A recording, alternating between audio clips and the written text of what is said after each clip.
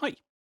Part 1 went really well, so this is part 2 of every Trench Crusade faction being covered in the run-up to the Kickstarter. And we're going to go on to the Heretic Legions this time. My own currently personal favourite faction, and I don't have enough experience with the court under my belt just yet to have them completely usurp my love of the heretics, but it's getting close, to be honest.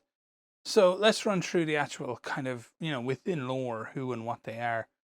Ultimately, they are a mix, if you would, of creatures who originate in hell and the results of people being damned for one reason or another, finding themselves in the armies of hell through various paths of damnation.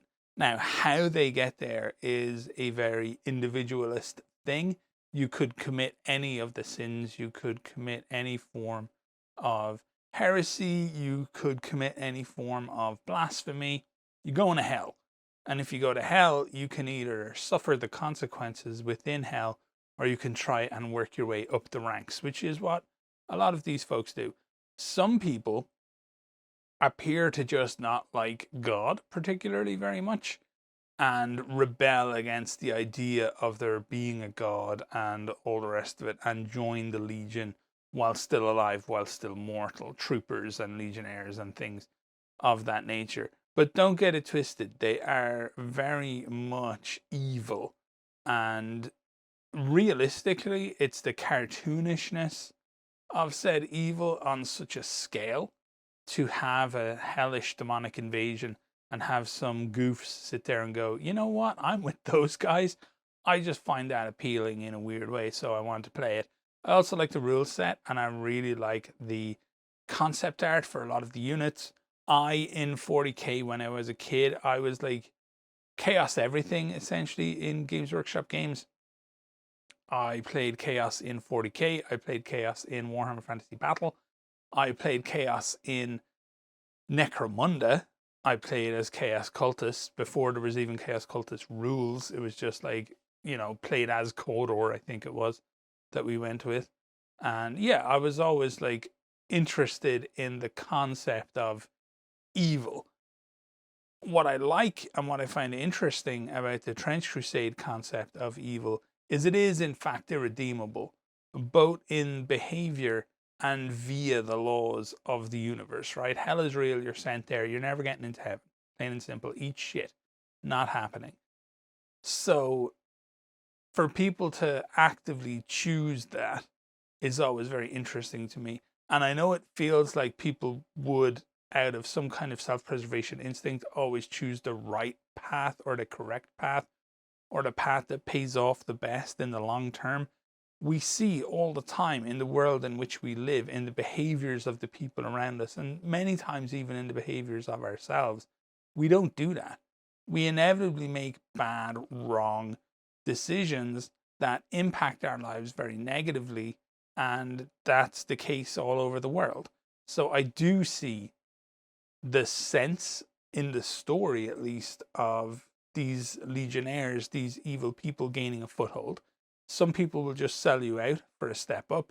You have, even where the fighting is not fierce, like you've got, let's say, a lot of Europe, there's no active fighting, right? Because they keep the front at New Antioch. That's why they're paying their tithe to New Antioch. You've still got people in politics, religion, economics, every stage of the social strata is infiltrated by people who have thrown in their lot with maybe Beelzebub, maybe Mammon would be a really good one to get up to no good in kind of, early 1900s Europe. I'm sure there's a lot of work that he could do. And yes, it's not impossible to imagine them getting some kind of foothold rolling. Are they cartoonishly evil? Yes, they are. Is it plausible that such a thing would occur? Yes, it is. Because people suck. And the idea of playing as people that suck can often be very interesting. Another thing I like to try and do, as shown in the Battle of Crete, is it's hard to make bad guys interesting and more than just whatever it is that they are. Like, you know, there's a Chorustor in the Battle for Crete, and I'd like to think he's an interesting character, and I'd like to think I've managed to put in some interest even in the Werewolf, even in the characters that don't speak. You know, that's a challenge. There's a difficulty to that I find very interesting and very appealing. And the fact that these characters, in a sense, come with built-in limitation, building personality on top of those is interesting and appealing. Now, how they play on the table is fantastic and fun, because they come together in a very tight-knit, almost like an army of specialists. And as long as you're getting off what it is that they're supposed to be doing, and as long as you're hedging your bets that some of them are going to fail on any given turn, you can be really devastating as the Heretic Legion. So let's pile in and have a little look. Oh, and the last thing I want to say, because I did get this confirmed by Tuomas, at no point was the invasion of Earth after the Templars committed their great heresy, that wasn't planned. That was all opportunistic. Suddenly just the gates of hell were open on Earth. It's not something anybody in hell was expecting. So you've got a lot of upset of the social strata of hell as well, which is why even after 800 years, which is the blink of an eye to an archdevil, right, that lives for eternity, they've not managed to get their shit together. They are a massive dysfunctional family, and in that way, they're also a huge amount of fun. So yeah, let's dive into some of the facts. First of all, I want to talk about some of their special equipment, specifically the sacrificial knife, which is just really dope, and it's a bit of a go-to, I think, for almost anybody who plays the Legions. So it's a one-handed melee weapon that gets a +2 dice to injuries, which is sick as fuck when you put it in the right hands. Like, once you start to get that thing going off, it is absolutely crazy.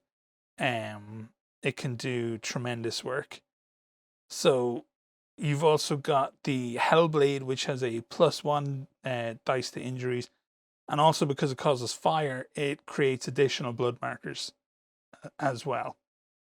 So there's just some real fun to be had, some very dangerous stuff that you can give to just the, you know, troops that are going to benefit from it. So let's take a look at the troops themselves. Up first, as something of a leader, one of the elites, you have the Heretic Priests. Heretic Priests are very firm, very strong presences on the board. They're +2 ranged, +2 melee. They have 6-inch movement. They have tough, so they're quite difficult to get out of there. And they also have this thing called Puppet Master, which I really like. And because Puppet Master is a risky action, you tend to do it at the end of your own turns, but you can force movement. Any target model within 12 inches of the priest, friend or foe. That's why it's so much fun. And that includes themselves. As a risky action, you can move the model D6 in any direction, including forcing it to fall down or enter into melee combat with any enemy model or leave combat. And I've used this effectively to move somebody out of contact with my werewolf, so my werewolf got attacks on him. Pretty kind of fun stuff that you can do, adding movement to yourself, adding movement to a friendly unit, whatever it might be. If something scary in your,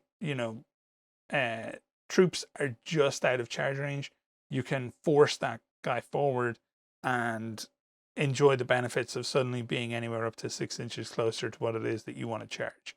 So it can be really fun.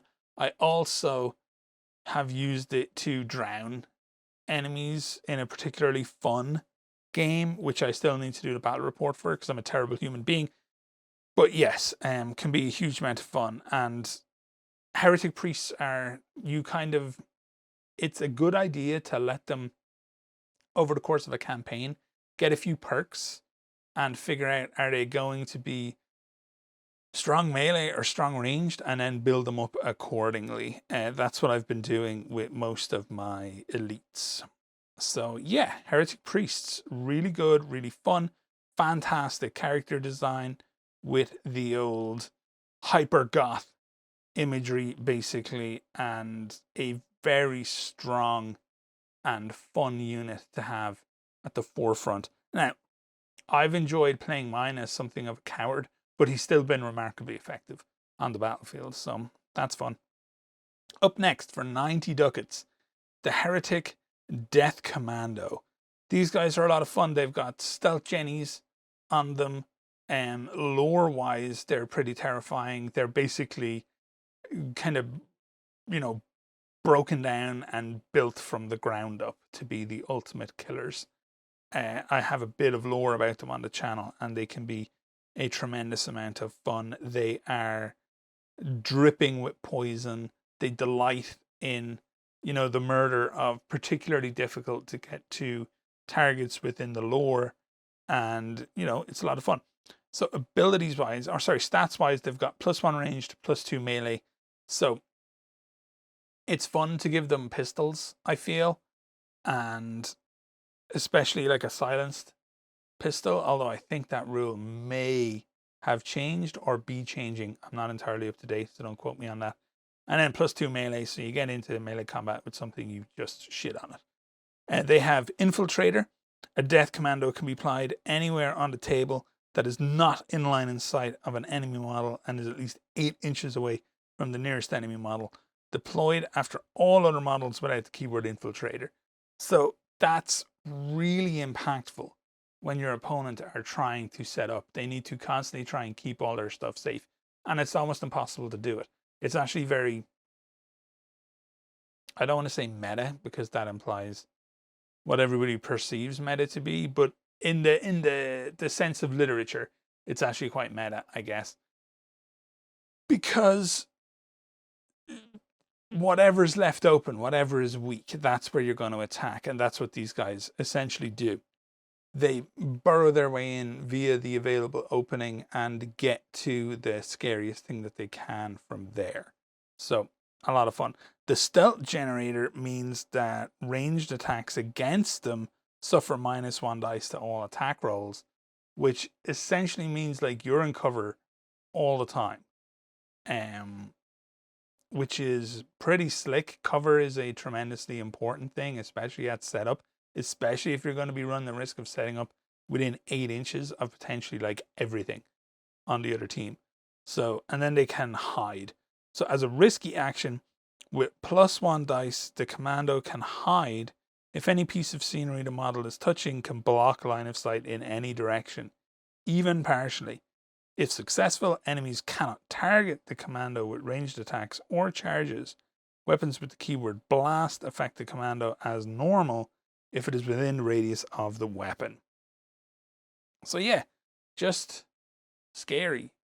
Super fun, very interesting, high pressure model to have on the board, and really interferes with people's setup. They can't just set up comfortably and think, right, there's no way I'm safe here, because you can just land on something and eat it, which is very fun. I kind of, almost what I like to do is use them to scuff something low cost early, because just removing the dice, removing the activations, giving yourself a guaranteed, what I consider to be a free move that can't be countered by the movement of something else on the other side from the off, can be really strong. So don't underestimate them. Alrighty. The Heretic Choristers for 65 ducats. These are the absolute mad lads who off themselves in inverted pyramids in rage at God, go to hell, learn a bunch of demonic hymns, and then come back and walk around with their heads chopped off, singing them and forming blood sigils out of their neck. So it's hard to deny the fact that these guys are pretty fucking metal and are really very, very scary. So when they're done offing themselves, coming back from hell, and having a bunch of scary ass hymns that they sing, what they like to do is have -2 dice ranged, because I'm assuming they've got no head and they have to hold, or they've got no head and they have to hold it, and +2 melee because they can hit you with their head, one assumes. They've got Unholy Hymns, the ability, which all enemy models within 8 inches of the chorister suffer from an additional -1 dice for all actions they attempt. So anything they try and do is scuffed by -1 dice. And they also cause fear, which is a horrible shit sandwich of a combo when you're trying to fight these guys. These are the guys you give the sacrificial knife to. And they will just mince up high-powered, high-pressure enemies. Don't stand a chance. What you can really do, if you want to get nasty with it, is what I like to do, where I combo the chorister with another unit that we're going to discuss in a few minutes, and I will tell you when. But yeah, those guys are particularly scary, can be very central, can be massively interruptive. You don't need line of sight for that, 8-inch debuff. You don't need anything. You just need to be there because you're singing. It's the hymn that's doing it. So you can scuff everything up even through the walls. It can be a huge difference maker when you're trying to contest an area, and everything the other team is trying to do within range of that area is eventually being interrupted by -1 dice. So they're so powerful. I would say linchpin unit of the Legionnaires for sure. I don't even know why you would play Legionnaires and not run a chorister, frankly. So, okay, Heretic Troopers. These are the just average, units. They are 30 ducats. They have 0 range, 0 melee, and they can be upgraded. You can take a +1 dice to ranged or a +1 dice by turning them into Heretic Legionnaires at an additional cost. So an extra 10 ducats will get you that dice roll. And frankly, it's worth spending. Think about it. If you spend that on ranged, particularly, that's a plus dice. And if you play smart, it's a plus dice on every turn, which is well worth 10 ducats, believe me. That will pay for itself, no doubt about it. So they're just people, lore-wise, I guess. They're just the average soldiers that make up the forces of the damned. They've seen the gates of hell.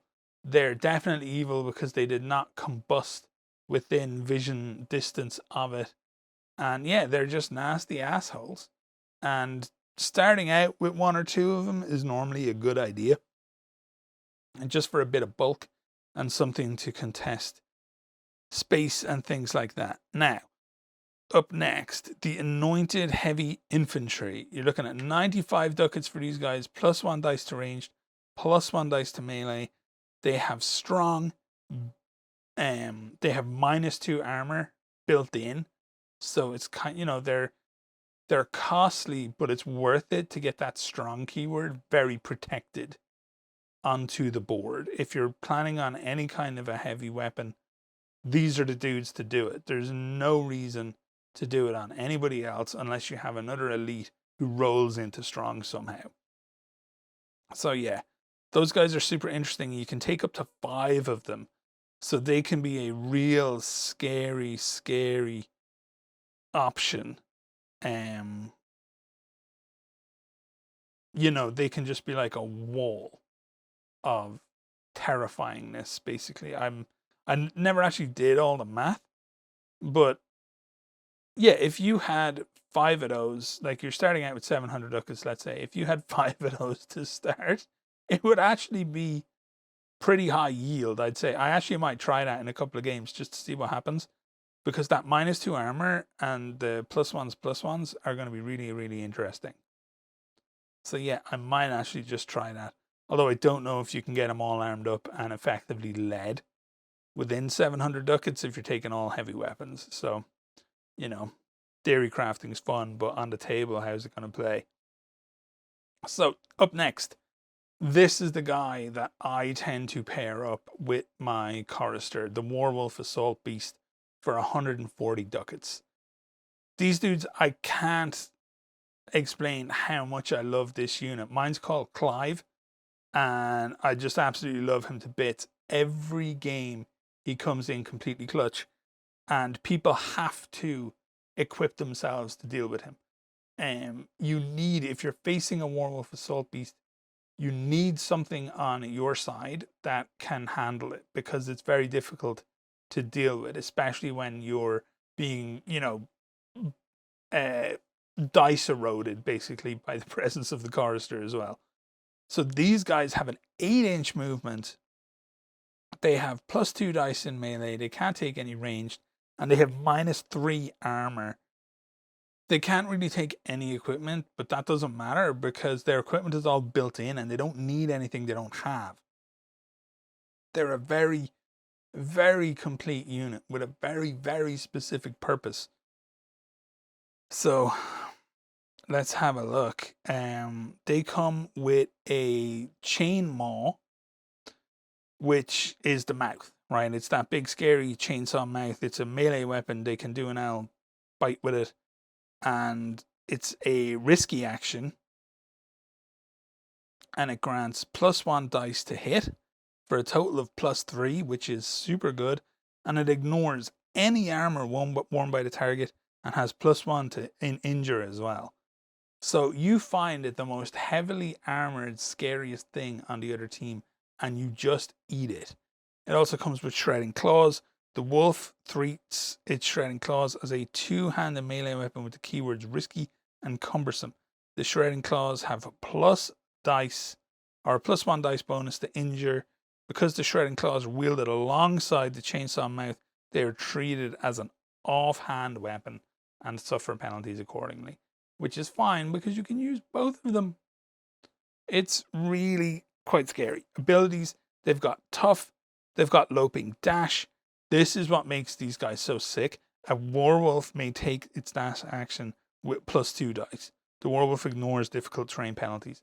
So unless you're me, because this literally happened in a game, I failed 2 Warwolf dashes in a row, the chances of failing a Warwolf dash are extremely slim. Extremely slim. So you can pretty much, not many things are essentially guarantees, like statistically, you know, get you to that 99% probability. But a Warwolf is close in Trench Crusade, and that is saying something. They also cause fear, because just in case you can't back them up with anything else scary, they're scary enough themselves to cause fear. Really scary. Every game I've played, I think my Warwolf Chorister combo has been the MVP thing. It's been the hardest thing to deal with. It has been the most impactful thing on my side. It's been the thing that I have repeatedly used to buckle my opposition and just force them to try and deal with it, and then fail to do so. Just be completely unable to deal with it, take too much damage trying to get things out, give up their own plans just to try and survive. And yeah, it's been a really good, really scary combo. So up next, my probably thematically my favorite thing in the whole Heretic army, which is the artillery witches. Now, these folks summon bombs straight from hell and just yeet them at you. So that's really fucking cool. People also don't know if they're real or if they're like clockwork, essentially. Are they some kind of hellish device? Because they don't speak, they don't appear to be particularly human outside of being human shaped, and they're really quite scary.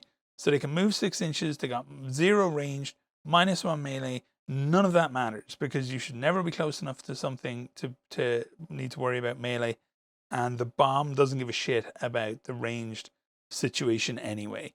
So the way the bomb works is that you specify a point on the battlefield within 36 inches that the witch can see. So as long as you can see it, and by see it, I mean just see the air above it, you can drop a bomb there. It's very, very scary.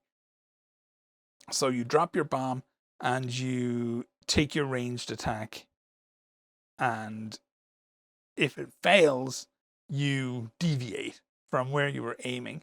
And the way that you deviate is that you, let's say you roll a 6 or less with 2 lowest dice, the bomb lands 1 inch away from its intended location, multiplied by the number representing the degree of failure. So basically, if you fail by 4, it's 4 inches away and stuff like that.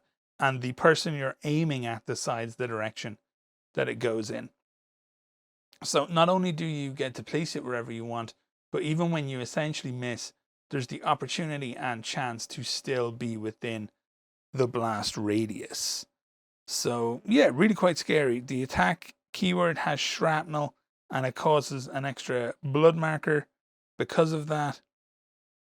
And best of all, witches benefit from artificial life, so they don't care about fear. They don't care about gas. Too much anyway. You know, it's a -1 dice to injure against the witch with gas, and they don't suffer blood markers from gas either. So that's kind of fun and interesting, and just a nice little nod to their artificial nature.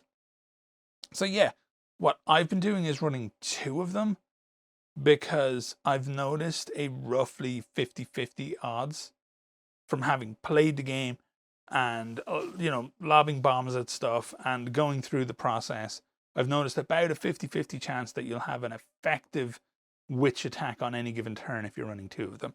That means taking into account the likelihood of missing, and that means taking into account the likelihood of your opponent just positioning well to mitigate your options. You're still getting a successful bomb drop, and it's a lot of blood markers that are building up, and you can take stuff out.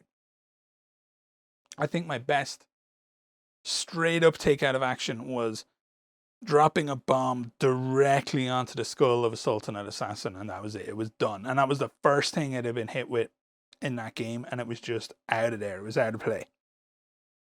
Now, what else makes the Heretics a lot of fun is that they have some really fun and interesting variants that you can play. They've got the Heretic Naval Raiding Party. These guys benefit from fast as lightning, so all models have +1 dice to their dash actions. Close assault weapons. The warband can buy submachine guns for 25 ducats per weapon. Light troops. The force can only include a single Anointed and a single Artillery Witch. They also have Let Sleeping Dogs Lie, so they can't take a Werewolf. And that's a big shame. That's the, like, I understand why, because they have to eat something for the benefits, but it's tough for me to go without the Werewolf, to be honest with you.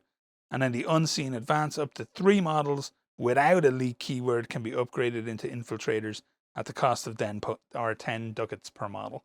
And that's very impactful. So, generally speaking, one of the biggest advantages that you can give yourself is just being able to set up inside the play area instead of your deployment zone. And it's, yeah, really impactful. So they also have Trench Ghosts. And Trench Ghosts are the guys who die on hallowed ground. They can't get back to hell, and they can't get to heaven. So they're just fucked. They're trapped on Earth forever. Really rough going for them. So they all cause fear, because that's a massive buff. Why not? They're semi-corporeal, so all attacks against models in the Trench Ghost Warband roll injuries with -1 dice. They are spectral, so they ignore movement penalties caused by difficult terrain, although they can't move through any objects. So dangerous terrain still affects them as normal. They're undead, so all models in the Trench Ghost Warband do not suffer additional blood markers from gas. They're lost souls, so since only mortals who have souls become ghosts, they cannot have any werewolves or witches, which sucks, as they're artificial beings. In addition, no model in the warband may have a hellbound soul contract or an infernal brand mark. Any model that has one of these pieces of equipment in their base profile will not have it, although its price stays the same. And then all models in the Trench Ghost Warband have -1 dice to all their dash actions. So they're like the opposite, right? I would guess it might be kind of memey to say it. Trench Ghosts are that kind of classic Death Guard of slow crawl across the board, get in close to you and then mess you up, and be tough enough to survive it, even though you're a little slow. And then the Naval Raiding Party is the exact opposite. They're very quick, set up further in. All the rest of it arrive on your doorstep much, much faster. And then we've got the Knights of Avarice. These are Mammon's babies. They worship Mammon. He's the patron of the warband and will always be the patron of the warband if you are playing them in a campaign. So, instead of the Puppet Master ability, their Heretic Priests can take the price of greed. The target of this curse is crushed beneath the weight of its worldly wealth. Choose any model the priest sees within 12 inches and take a risky action. If successful, roll immediately on the injury chart for that model and add +1 dice to the injury roll for each -1 armor modifier the model has. So yeah, so you like that's the one you use to kind of reverse Uno the characters that your opponent has invested in heavily. You bought them heavy armor, you bought them a shield. Okay, you've made them easier for me to kill with the price of greed. So that's just a little bit of fun, and I like it quite a lot. The Knights of Avarice allow only the wealthiest and the best equipped candidates to join their rank. This is super interesting. Your force may have no models that cost less than 80 ducats, including their equipment. So you're looking at big investments, small unit count, elite style models, or you're going to be buying, low stat scuff and just arming them to the teeth. I would suggest looking at the elites as much as possible. That would be an interesting one to run quite a few Anointed with, for example. Corrupt merchants. Many merchants, traders, and moneylenders within the faithful nations are followers of Mammon and secretly supply the Knights of Avarice with their wares. This basically means that they can take weapons from the weapon lists of other warbands. I think they can take one. You can acquire this gear exactly as the warband they came from. Yes. Select one weapon, suit of armor, or other piece of equipment from the new Antioch Armory and one such item from the Iron Sultanate Armory. It's just fun, right? It adds a lot of flavor to them, having a chorister with an assault rifle. A lot of fun to be had there. Preserve the loot. Knights of Avarice greatly dislike using weapons that could damage the amount of wealth that can be extracted from the fallen. No weapon with the keyword fire or shrapnel can be used by any model in the warband. In addition, the artillery witches of this warband use gas bombs. They don't just go around blowing shit up, they just gas you. They have the keyword gas instead of shrapnel, and they ignore armor. Direct hit injuries are rolled with 2d6, and models within a 3-inch blast radius are rolled with -1 dice. And then Infernal Rivalry. Mammon is a rival of Baruth, the great devil of wrath and murder, who is the patron of death commandos. As such, you can't have any. But what you can have is Goetic Warlocks. You don't need to wait until you have glory points to get your Goetic Warlocks. You can just hire them for 110 ducats, and that's pretty sick. So I feel personally like the Knights of Avarice are super interesting, and if you're going to be giving up units to have flavor, I would probably give up the Death Commandos before I gave up the Warwolf. Now, part of that is I just think the Warwolf is an incredibly effective unit based off my time with it, and part of that is the fact that the Warwolves are fucking cool. And they look cool, they are cool. Big giant dogs are always awesome, eat shit. Yeah, so that's really it. That's everything worth covering about the Trench Pilgrims, about the Heretic Legions. when it comes to, I touched a little bit on this with the Pilgrim, so I'll do it again. When it comes to painting them, I feel like there'll be a middle difficulty warband, because what I've seen so far is reasonable intricacy on the models. If you're a new painter, and one thing I've noticed is this game seems to be attracting lots of people who are potentially new painters. If you are a new painter, there will be lots of cloth, which is very easy to do. Don't let anybody fool you. And there'll be lots of metal, which is very easy to do. There won't be too many faces, because I've seen St. Decent sculpts. I think we've all seen St. Decent sculpts at this point. I think they've been out there in public. For the trench, or heretic troopers, heretic legionnaires, they're all masked up. The only thing that's gonna, I think, have an exposed face will be the chorister, and that face is dead. So it really doesn't matter how you paint it. Like, it's, it's dead. So it's not going to need the greatest of detail in the eyes and things of that nature. So yeah, I think there'll be a fun warband to paint. I think you can also get pretty wild with the colors depending on what you want to do. They don't have to just be black, because black's what you think about when you think about hell or, Satan or whatever. They can be, if you're going Knights of Avarice, you can paint them very, very opulently, very, very beautifully. These are people who will be extremely ostentatious in their presentation, probably lots of gold, probably lots of jewels, things of that nature, and you can have a huge amount of fun, I would say, visibly with them. I also, as I said, think that there's a fun challenge to make people whose motivations are essentially incredibly shallow actually interesting. Over the course of a campaign, if you're the kind of person who likes to build up and develop a character